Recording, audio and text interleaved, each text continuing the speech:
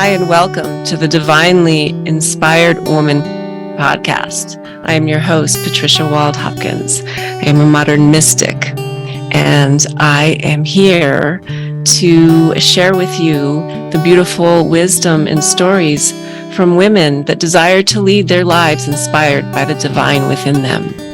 The divinely inspired woman is devoted to walking the path of her soul's calling, tuning into the divinity within to navigate life with ease and grace through all circumstances.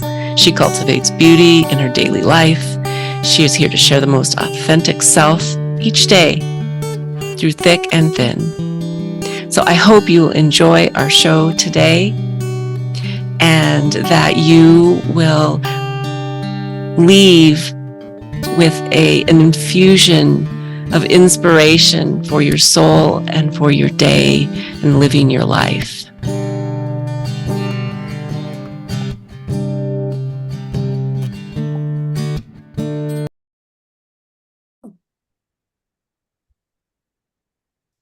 Hello, everyone, and welcome to another episode of the Divinely Inspired Woman podcast. I have a beautiful guest with me here today, Joan of Angels. Welcome, Joan. Patricia, I am so happy to be on the show with you today. Thank you. Yeah, I'm excited because we're going to be talking about this book, Poems from the Heart, that we are both authors in, poets in, and I'm going to be listening to one of your poems in a little while. But let me tell you a little bit about Joan. So, Joan is known as Dr. Joan Hangarter. Is that how you say your last name? I should have asked you. You did great. Joan Okay. Hangarter. DC, and she's a renowned cosmic spiritual leader, a transformational coach, a visionary artist, an international speaker and healer. She has a background as a doctor of chiropractic and a master's in counseling. And so she combines these empathic abilities and professional expertise to guide individuals on transformative journeys of personal and spiritual growth. Ooh, and you also are the creator of the Soul Essence portraits. I want to hear a little bit more about that. The unique artworks that capture the true essence of an individual's spirit, merging artistry with deep spiritual insights. She's also a public speaker, a spiritual advisor, and an author of the books like Make Your Life a Miracle and the Miracle Makers Club, which have inspired countless people to awaken to their true purpose and potential. So she also has free transmissions on Miracle Mondays, and her role in reestablishing ancient mystery schools is part of that, I guess. Is that, yeah, through her free transmissions, it's about reestablishing ancient mystery schools. So she continues to uplift and empower light workers and starseeds around the world. So welcome, welcome. And what a fabulous light being you are. So tell After me a little hearing that, bit. I feel like, after hearing all that, I feel like a light being. Wow, I'm very that's happy to be here. yeah. I've had an amazing life experience. I started off as a chiropractor, Mm-hmm. and then I went through my own challenging times where I lost everything and actually was involved in a very awful kind of relationship, controlling, abusive relationship. And I ended up losing everything. And I had to reinvent Oh, well. myself and really learn how to set boundaries and really learn to do what I love best. In addition to the chiropractic, was helping people remember who they are and why they're here and what their soul purpose is and why, what is it about you that's unique and what is your unique mission? Because I believe we all have a mission here on the planet. And so that's kind of how I've lived my life, is how can we live our best life? How can we align with our vision, align our body, mind, and spirit to be our best self ever? Beautiful. So Totally in alignment with that. So I appreciate every word you said. And I want to make sure that we acknowledge today this, again, this book and Radha of Radha Publishing Yes, House and her team, because she brought us together. And I'm she really did. grateful She for did. that. Grateful to know the people in the book projects that she does. And so tell me, how did you come to being in this book?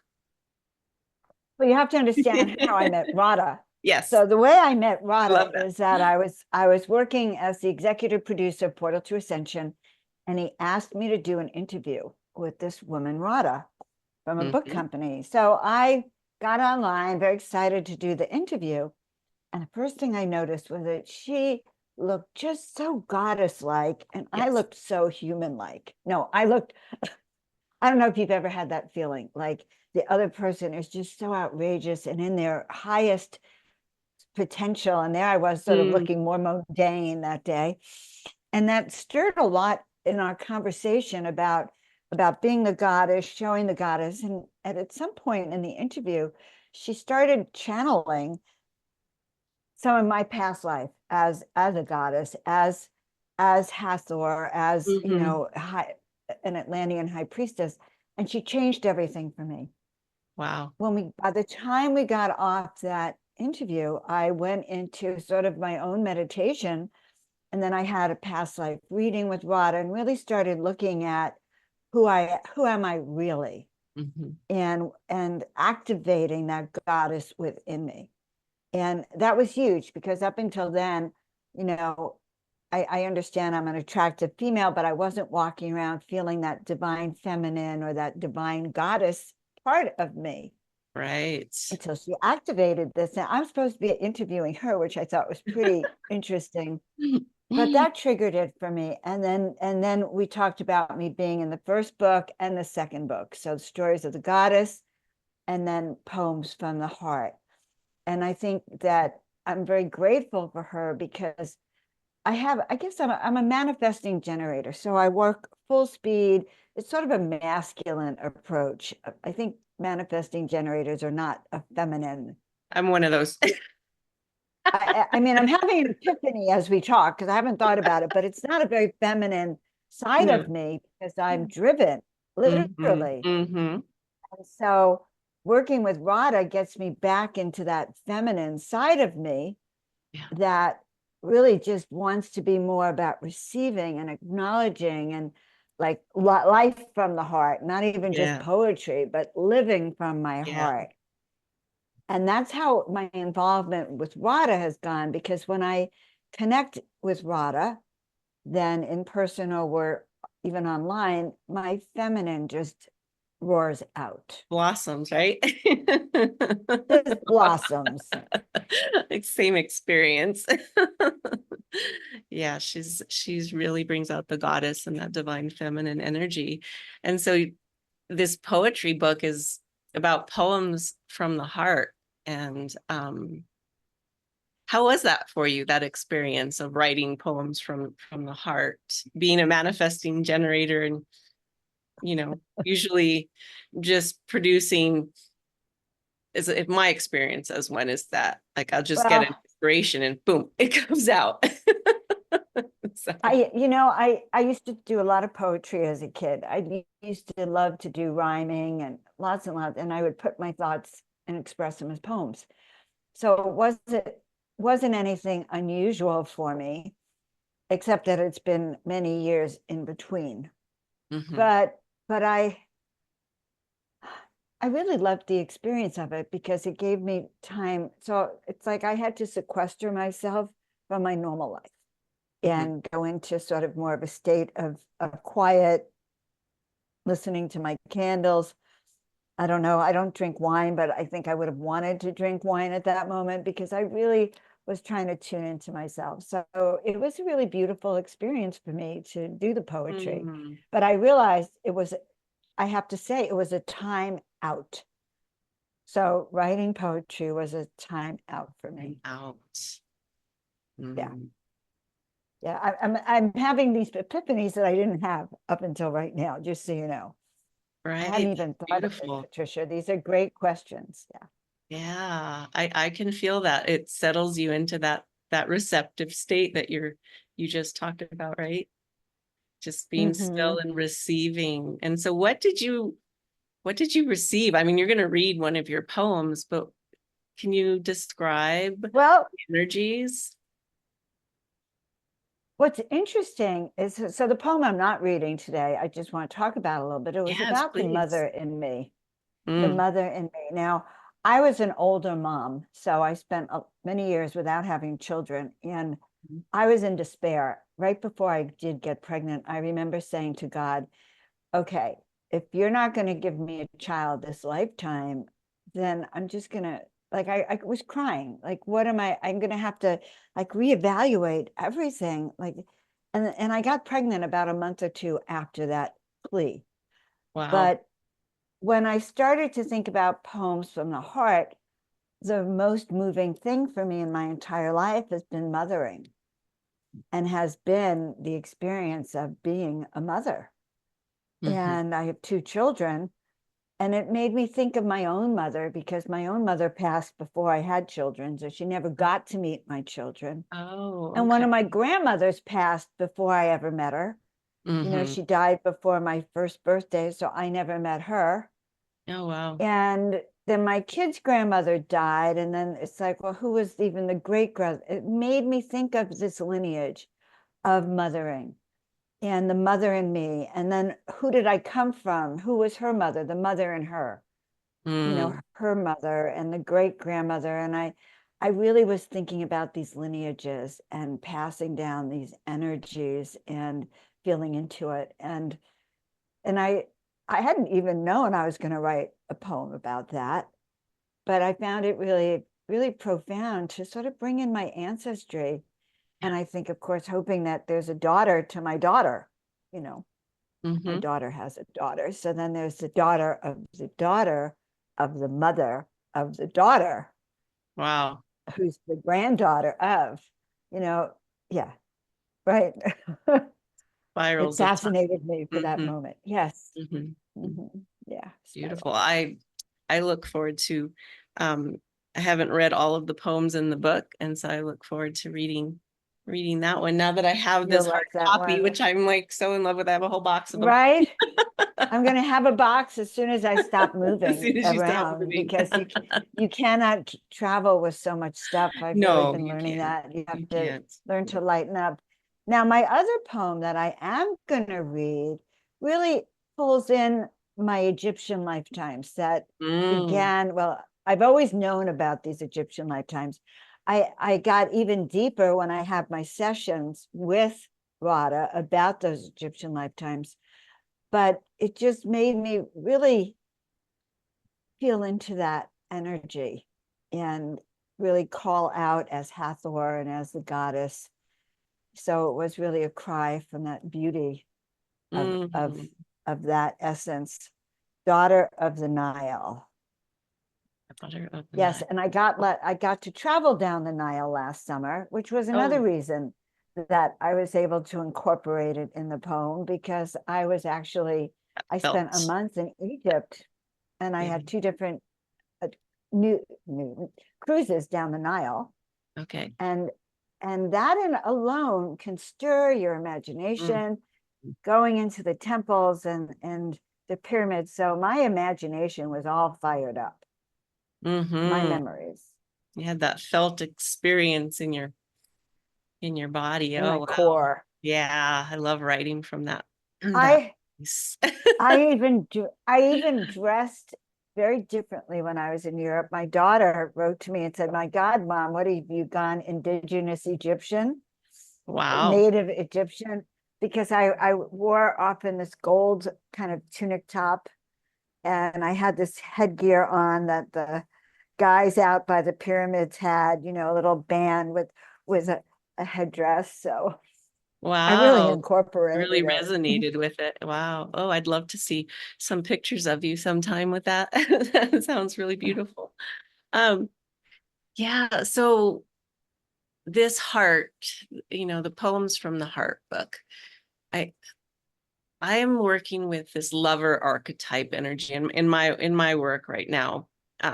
which is all about encouraging people to speak from their authentic or create from their authentic essence, right? It's very similar, it's along the lines of activating who you really are and being who you really are. But it's about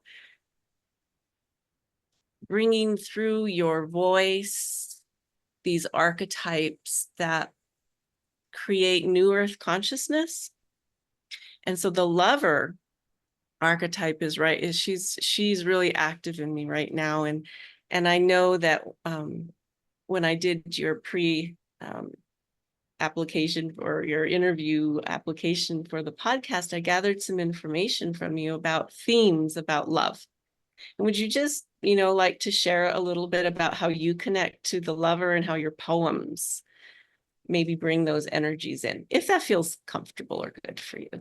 Well, I haven't thought of it this way, but to me, when I think of love, I have two different or even three different aspects of love. First of all, there's the love of my children. And the lover as a mother is quite profound. It transcends everything. And it takes precedence. It opens my heart. I can see little babies, so children have that ability to help us open up to love and open up that love frequency. And if we can't, it's a sad thing if you can't open it up to children, because that's where the innocence and the purity of love comes from. So I think I start with that love of my children, and that I can spread it out. And then, I spent my life as a healer and a chiropractor, an energy healer, a coach, a counselor, an intuitive. And as a chiropractor, especially, every patient that would come in, we just practice this love. We served hot apple cider in the office. People would come in and smell that smell of love, like that smell of home. So love and home go hand in hand. And so it was stirring and bringing out all those feelings. I mean, I just loved every patient to wellness. That's all I could say. And it carries over, because even now people feel that from me. They can feel that tremendous caring and kindness, but I have a tremendous love for the planet, which is why I do what I do as Joan of Angels. And I was told that Joan of Angels has come in at this time sort of to, in a sense, represent Joan of Archangel, Joan, in a sense, but to help people remember to be brave, courageous, and bold. We're in times when the spiritual warrior in us has to come out now. That light warrior who so loves humanity, so loves freedom, so loves our unique individuality, that we're ready to step up as spiritual warriors. And that also is a feminine, the feminine can defend also through her words and through her stance and through her protective kind of embrace. So I think it comes through on all levels. Yeah. And this is a time we as a nation, number one, we as women, we as a nation, we as a planet need self-love. I mean, we need compassion, self-love, and these poems from the heart to stir up those feelings that people seem to put aside. Yeah, beautifully said. Thank you for playing with me in that archetype of the lover, which has all those shades, right? From the deeply like the compassionate part, who holds people through darkness, brings them out on the other side, to that nourishing and enriching energy, the tenderness of the mother or the father, and and all the in between, the delight and all those different shades of love. Right. So yeah, would you like to read your poem now? I would love that. Yes, I would. Okay, I would like to do it. Daughter of the Nile. And I have a painting I did of the daughter of the Nile, so I kind of think about her as I read this. Okay. We could share it, but I would love to see that, but maybe I can get that from you later, and I can add it to the post. Yeah, we can do that. I'll send it to you. You'll love it. Oh, and I'll send you the picture of me on the camel. You'll like that too. I will love that too. Okay. So I want you to close your eyes and imagine just being on the ship, like traveling at night, the mysteries of the Nile and all of these past lives coming out. Daughter of the Nile, a transformation unveiled. In dreams, my mother's voice did softly call, a vision bathed in light, a mystic thrall. Child of Cleopatra you shall be, a beacon of beauty, grace for all to see. From a shy and awkward duckling I did rise, to shine as radiant stars in boundless skies. A journey from darkness to a light so bright, a transformation awakened by the night. In memories, I danced at Hathor's grace, a goddess of beauty in every face. Joy, dancing, and delight. I did bestow in every heart. My presence made them glow. And with Isis, goddess of magic's art, I wove a tapestry, a work of art. Mystery and wonder in every spell, in the realm of enchantment, I did dwell.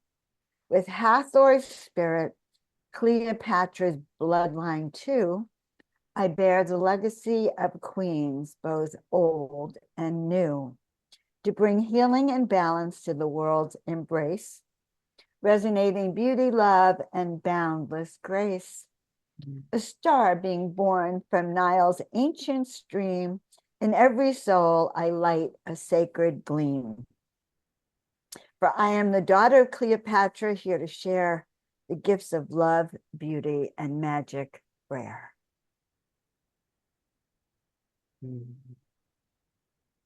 Magical, magical, magical. I just, It I had a lot felt of meaning. it. I felt it. Yeah, I felt that. My mother came to me about in 2020, summer 2020, and she said, don't forget, Joan, that you are the daughter of Cleopatra. My mom passed when I was 37. And she never, it's the first time she ever came to me. It's what she came to tell me, you are the daughter of Cleopatra. Wow. My mom was known for her beauty for Mm, a long time. And so that too, and so was Hathor.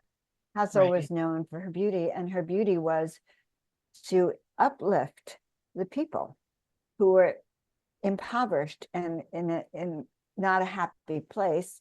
And she was sent out to soothe the masses by her beauty, by her charm, and by her grace. And so for me, learning that it's okay to be beautiful, that there's a divine purpose, that it can actually uplift people, uplift Yes. the planetary energy, has been a huge lesson for me. And part of that poem was also transforming that lesson for me. Mm, yes, to create more beauty on this planet through our creations, right? Through our words and paintings and even any work we do, infusing it Right. beauty. Yeah, Right. caring for ourselves as beautiful creatures on Earth. So we're coming to the close or the end of our conversation today, and I would like two things. I would like people to know how they can reach out to you and learn more about your work. And also, is there one bit more, one last pearl of wisdom that you would like to share with the community about I love? would. I am sure I have another piece of wisdom. First of all, I'm before I sure. give that piece of wisdom, so I think it's my guides that want to give this piece of wisdom. But before I give this piece of wisdom, you can reach me at joanofangels.com. You can reach me on Instagram at Joan of Angels, and all one word. You can reach me on Facebook at Joan of Angels, on YouTube at Joan of Angels. Perfect. And I carry that name very proudly because it's a global name, and it's a name that's just really meant to inspire you to be your best self. And so the message that we really have is, again, it's you're unique. Each of you have your own uniqueness that is part of a global orchestra, a big global package. We all came here to be part of. I'd like to think of it as an orchestra. If we can think of Earth as an orchestra, And Patricia has her instrument, I have my instrument, and you have your instrument. And if everyone on this planet is living on their purpose and at that right frequency of love, then the orchestra sounds fantastic. I mean, the sounds are beautiful. But if we are out of balance and we're not living in our truth or in our best self, then our vibrational frequency is not aligned, and nor does it even align with the orchestra that's playing. We're out of tune. And so this is a cry for us all to get back into tune, to get back in tune with your higher self, with your purpose, learn to align your body, mind, and soul so that you can live your best life, so that you can live what you came here to do. And if you would do that, then that opens the doors for your friends and family. They go, oh, she could do it. I can do it. And if they do it, before we know it, we will have an earth song that's just so harmonious and beautiful when we're all singing our song. Beautiful. So that's the message of the day. I love that. It's very, very on point for this conversation today. Of course, it would be. So thank you again for being a guest. And it's been a delight to get to know you a little bit more. And I look forward to visiting your sites and seeing some of your work. And remember, there's this book out there. You can get it on Amazon.com, the Kindle, or I recommend the hard copy because it's just feels so Yes, good. the hard copy is absolutely exquisite. Yeah, and it's Thank you filled with so much, quotes. Patricia. Yeah, Thank you for your I love that your archetype for now has been love. You know, Yeah, that it's divine just feminine and that love archetype, and it's so synchronistic. aligned with the book. Synchronistic. Yeah, When we all start working together that way, right? It's just serendipitous. So I really I think so. am grateful for the community that I have been a part of for this book. And thank you again for being a guest. And I thank my community for tuning in to another episode of The Divinely Inspired Woman.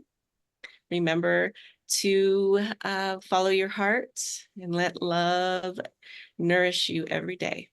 Until next time. Bye-bye.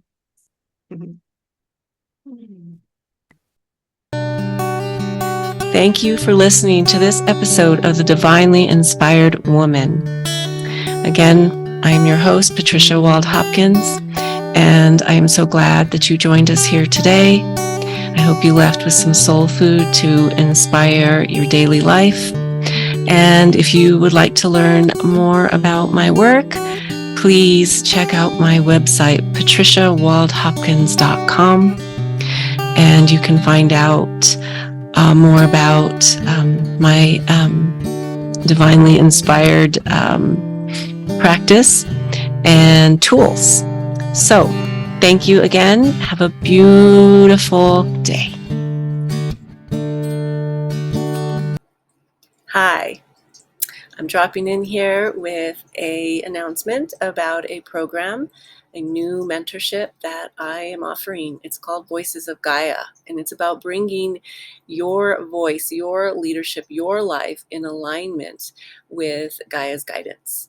So if you feel called to learn more about this program, it's a beautiful, rich program where we dive into your essence, and if you so desire, we develop your business around it and really blossom into your whole lifestyle,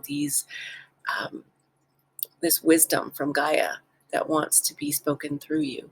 So if you feel called, reach out to me at patricia@patriciawaldhopkins.com. That's patricia@patriciawaldhopkins.com. There's no hyphen between Wald and Hopkins. And I would just love to hear from you and see if this is a good fit. So thank you for tuning in. Have a beautiful day.